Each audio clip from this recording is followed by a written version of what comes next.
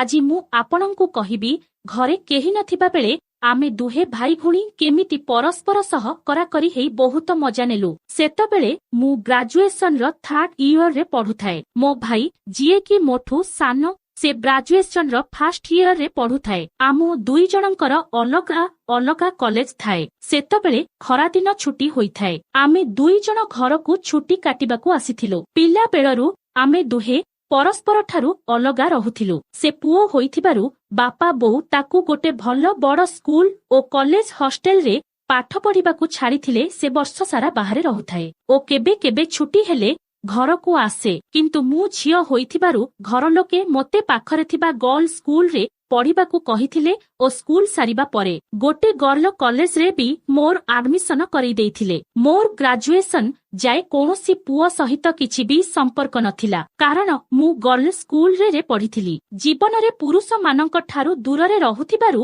ମୋର ପୁରୁଷଙ୍କ ପ୍ରତି ବହୁତ ଆସକ୍ତି ଥାଏ, କିନ୍ତୁ କେବେ କୌଣସି ପୁରୁଷର ନିକଟତର ହୋଇପାରେନି। ମୁଁ ଦେଖିବାକୁ ଗୋରୀ ଓ ବହୁତ ସୁନ୍ଦରୀ। ମୋର ଛାତିର ସାଇଜ ଦେଖି ବହୁତ ପୁରୁଷ ମୋ ପ୍ରତି ଆକର୍ଷିତ ହୁଅନ୍ତି, ହେଲେ ବାହାର ଅଜଣା ପୁରୁଷମାନଙ୍କର ନିକଟତର ହେବାରେ ମୋତେ ବହୁତ ଡର ଲାଗେ। କଲେଜରେ ବି ବହୁତ ପୁଅ ମୋ ପଛରେ ପଡ଼ିଥିଲେ, କିନ୍ତୁ ଘରଲୋକେ ମୋତେ ଆରମ୍ଭରୁ ମନା କରିଥିଲେ ଯେ ବାହାରେ କୌଣସି ପୁଅ ସହିତ କିଛି ସମ୍ପର୍କ ନ ରଖିବାକୁ। ଏହି ଡରରେ ମୁଁ କେବେ ବି କୌଣସି ପୁରୁଷ ସହିତ ସେପରି ସମ୍ପର୍କ ରଖିନଥାଏ, କିନ୍ତୁ ମୋ ମନ ଭିତରେ କୌଣସି ପୁରୁଷ ସହିତ ଶାରୀରିକ ସମ୍ପର୍କ ରଖି ମଜା ନେବାକୁ ବହୁତ ଇଚ୍ଛା ହେଉଥାଏ। ହେଲେ ମୋ ମନ ଭିତରେ ମୁଁ ସେ ସବୁ ଇଚ୍ଛାକୁ ବହୁତ ବର୍ଷରୁ ଚାପି ରଖିଥାଏ।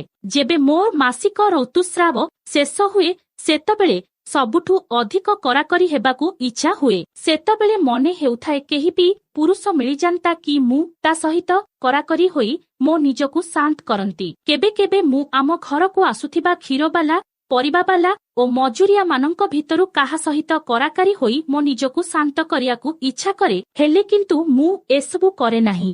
ଏହା ମୋ ପାଇଁ ଠିକ ନୁହଁ ଭାବି ଏପରି କରେ ନାହିଁ। ସେଦିନ ଖରାଦିନ ଛୁଟିରେ ଆମେ ଦୁଇ ଜଣ ଘରେ ଥାଉ।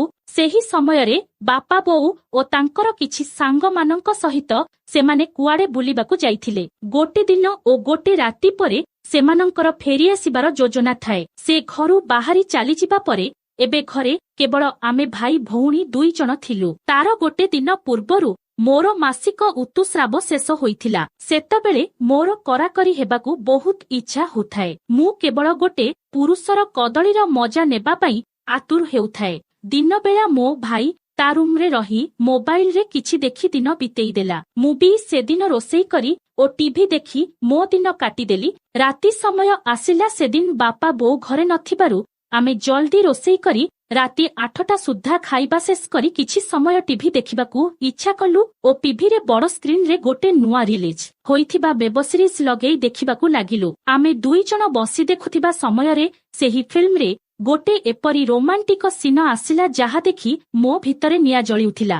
ଗୋଟେ ଦିନ ଆଗରୁ ମୋର ମାସିକ ଋତୁସ୍ରାବ ସାରିଥିବା କାରଣରୁ ଏଇମିତିରେ ବି ବହୁତ ଇଚ୍ଛା ହେଉଥାଏ। ତା ସାଙ୍ଗକୁ ଫିଲ୍ମରେ ଏପରି ଦୃଶ୍ୟ ଦେଖି ମୋ ଭିତରର ନିଆଁ ଆହୁରି ଜଳିଉଠିଲା। ମୁଁ ନିଜକୁ ସମ୍ଭାଳି ପାରିଲି ନାହିଁ। ସେତେବେଳେ ମୋର ଜଣେ ପୁରୁଷ କଦଳୀର ବହୁତ ଦରକାର ଥିଲା। କଦଳୀକୁ ମୋ ତଳ ଗାତରେ ପୂରେଇ ମଜା ନେବାକୁ ମୁଁ ବହୁତ ଆତୁର ହେଉଥାଏ। ସେହି ସମୟରେ ମୋ ପାଖରେ ମୋ ଭାଇ ଥାଏ ଓ ଘରେ କେହି ନଥାନ୍ତି। ରାତିର ସମୟ ଥାଏ। ମୋର ମନେ ହେଉଥାଏ ସବୁକିଛି ଭୁଲି ଏବେ ଏଇଠୁ ଭାଇ ସହିତ କରାକରି ହେଇ ମଜା ନେବାକୁ। ମୁଁ ନିଜକୁ ଯେତେ କଣ୍ଟ୍ରୋଲ କରିବାକୁ ଚାହୁଁଥିଲେ ବି ମୋ ନଜର ବାରମ୍ବାର ମୋ ଭାଇ ଆଡ଼କୁ ଚାଲି ଯାଉଥାଏ। ମୁଁ ତାକୁ ନେଇ ଭାବିବାକୁ ଲାଗିଲି। ସେତେବେଳେ ମୋର ନଜର ତାର କଦଳୀ ଆଡ଼କୁ ଗଲା। ମୁଁ ଦେଖିଲି ଯେ ତା କଦଳୀ ବି କପଡ଼ା ଭିତରୁ ଉଠିକି ଛିଡ଼ା ହୋଇଥାଏ।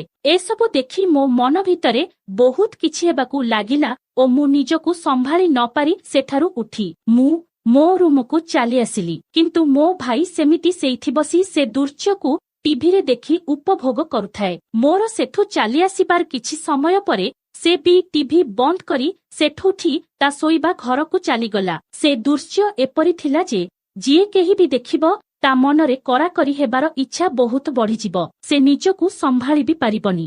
ଏପରି ଆମେ ଦୁଇ ଜଣ ନିଜ ନିଜ ରୁମକୁ ଶୋଇବାକୁ ଚାଲିଗଲୁ। ସେହି ଦିନେ ଦୁଇ ଦିନ ହେବ ରାତି ହେଲେ ମୋର କରାକରି ହବାକୁ ଇଚ୍ଛା ଆହୁରି ବଢ଼ି ଯାଉଥାଏ। ସାଧାରଣତଃ ଝିଅମାନଙ୍କର ମାସିକ ଋତୁସ୍ରାବ ପରେ କୋଉ ପୁରୁଷ ସହିତ କରାକରି ହେବାକୁ ବହୁତ ଅଧିକ ଇଚ୍ଛା ହୋଇଥାଏ। ସେଥିପାଇଁ ମୋର ବି ଇଚ୍ଛା ହୋଉଥାଏ। ମତେ ରାତି ସାରା ନିଦ ହୋଉନଥାଏ। ରାତି 12ଟା ସମୟରେ ମୋତେ ଜୋରରେ ଶୋଷ ଲାଗିଲା। ମୋ ତଣ୍ଟି ଶୁଖିଗଲା ପରି ଲାଗିଲା। ମୁଁ ମୋ ରୁମରୁ ବାହାରି ଫ୍ରିଜରୁ ପାଣି ଆଣିବାକୁ ଯାଉଥାଏ। ସେତେବେଳେ ମୋ ଭାଇ ରୁମରୁ ଗୋଟେ ଝିଅର ଆନନ୍ଦରେ ମଜା ନେଉଥିବାର ଶବ୍ଦ ଶୁଭିଲା।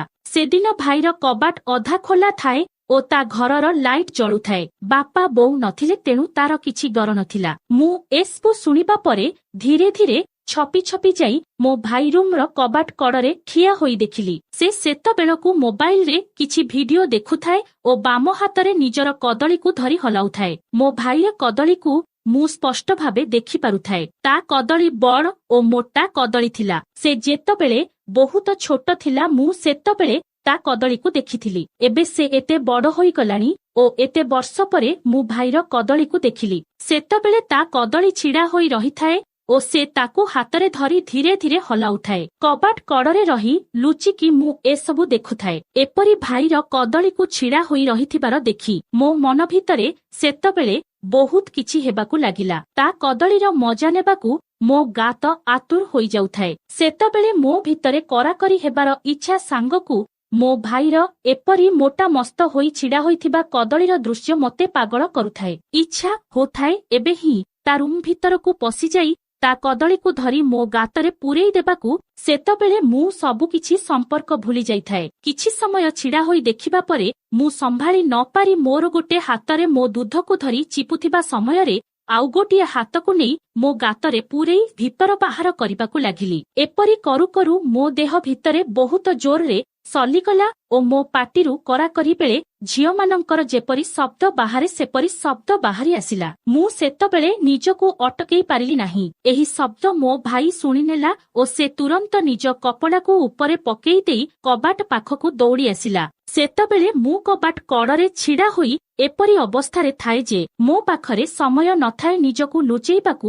ମୋ ଭାଇ ମୋତେ ଏପରି ଅବସ୍ଥାରେ ଦେଖିବା ପରେ ତାର ବି ମୋ ସହିତ କରାକରି ହୋଇ ମଜା ନେବାକୁ ବହୁତ ଇଚ୍ଛା ହେଲା। ସେ ନିଜର କଦଳୀକୁ ହଲେଇ ହଲେଇ ପୁରା ହିଟ୍ ହେଇଯାଇଥିଲା ଓ ସେତେବେଳେ ମୁଁ ନିଜର ଗୋଟିଏ ପଟ ଦୁଧକୁ ବାହାର କରି ଚିପୁଥାଏ। ସେ ମୋର ଗୋରା ଦୁଧକୁ ଦେଖି ସେମିତି ଚାହିଁ ରହିଥାଏ। ସେ ବି ମୋତେ ଛୋଟବେଳେ ଦେଖିଥିଲା, କିନ୍ତୁ ଏବେ ମୋର ଏତେ ବଡ଼ ବଡ଼ ହେବା ପରେ ସେ ମୋତେ ପ୍ରଥମ ଥର ପାଇଁ ଦେଖିଲା। ତାର ମୋ ସହିତ କରାକରି ହେବାକୁ ବହୁତ ଇଚ୍ଛା ହେଉଥାଏ, କିନ୍ତୁ ସେ ଡରି ଯାଉଥାଏ। କାଳେ ମୁଁ ବାପା ବୋଉକୁ ଏ ବିଷୟରେ କହିଦେବି ଏହି କଥା ଭାବି। ସେତେବେଳେ ମୁଁ ବି ଏତେ ହିଟ୍ ହେଇଯାଇଥିଲି ଯେ ମୁଁ ସାଙ୍ଗେ ସାଙ୍ଗେ ତାକୁ କୁଣ୍ଢେଇ ପକେଇଲି ଓ ତା ଗାଲ ଓଠରେ ଚୁମା ଦେବାକୁ ଲାଗିଲି। ଏସବୁ ଦେଖି ସେ ଟିକେ ଡରିଗଲା। କହିଲା, ଦିଦି ତୁ ଏ କଣ କରୁଛି? ବାପା ବୋଉ ଜାଣିଲେ କଣ କହିବେ? ମୁଁ ତାକୁ କହିଲି, ତୁ ଡରନି, ମୁଁ କାହାକୁ କହିବିନି। ମୋର ତୋ କଦଳୀର ମଜା ନେବାକୁ ବହୁତ ଇଚ୍ଛା ହଉଛି, ମୁଁ ଆଉ ନିଜକୁ ସମ୍ଭାଳି ପାରୁନି।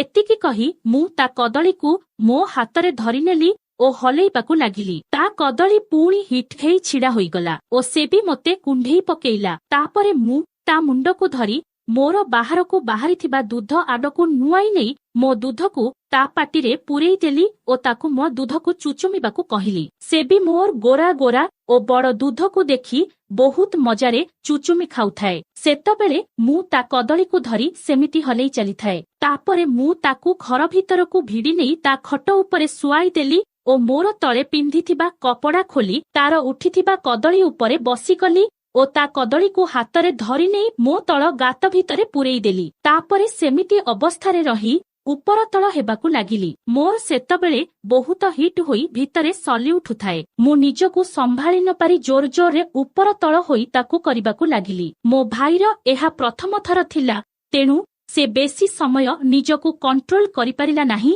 ଓ ତା କଦଳୀରୁ ସବୁ ରସ 2 ମିନିଟରୁ ବି କମ ସମୟରେ ବାହାରିଗଲା। ତାର ରସ ବାହାରିବା ପୂର୍ବରୁ ମୁଁ ଜାଣିପାରି ତାର କଦଳୀକୁ ମୋ ଗାତ ଭିତରୁ ବାହାର କରିଦେଲି। ମୋ ଭାଇର କଦଳୀରୁ ରସ ବାହାରିଗଲା, କିନ୍ତୁ ମୁଁ ସେ ପର୍ଯ୍ୟନ୍ତ ଶାନ୍ତି ହୋଇନଥାଏ। ଏବେ ମୋତେ ପୁଣି ମୋ ଭାଇର କଦଳୀକୁ ଛିଡ଼ା କରିବାକୁ ମୁଁ ତା କଦଳୀକୁ ମୋ ପାଟିରେ ନେଇ ଚୁଚୁମିବାକୁ ଲାଗିଲି ଓ ତା ଓଗରେ ଜିଭ ଖସିବାକୁ ଲାଗିଲି। ସେଥିରେ ତାର କଦଳୀ ହିଟ ହୋଇ ପୁଣି ପୂର୍ବପରି ଛିଲା ହୋଇଗଲା ଓ ମୁଁ ପୂର୍ବପରି ପୁଣି ତା କଦଳୀ ଉପରେ ବସି ମୋ ଗାତରେ ପୂରେଇ ଉପର ତଳ ହେବାକୁ ଲାଗିଲି। ଏଥର କିନ୍ତୁ ମୋ ଭାଇର କଦଳୀ ବହୁତ ସମୟ ପର୍ଯ୍ୟନ୍ତ ସେମିତି ଛିବା ହୋଇ ରହିଥାଏ। एथर मु निजकु शांति करिबा जाए सेमिति कली ओ निजकु बहुत मजा देई शांति कली। मु शांति हेई जिबा परे मो भाईर कदली को मो हातरे धरी हलेइकी ता सबु रसो बाहर करिदेली ओ मो भाई को भी बहुत मजा लागिला, से भी शांति हेई गला। तापरे मु कहिली एकथा आमे दुई जण बापा बोऊ को कहिबानी, जेबे भी सेमाने बाहर को जिबे ओ आमे दुई जण एपरी घरे थिबा सेतबेले दुई जण बहुत मजा नेबा। एहा थिला सेदिनर घटना। ता परठारु आमे जेबे भी सुजोग पाउ कराकरी होई दुई जण परस्परर मजा नेउथाउ। एपरी आहुरी घटना विषय रे सुनिबाकू आपण आम चैनल को सब्सक्राइब करिनियंतु।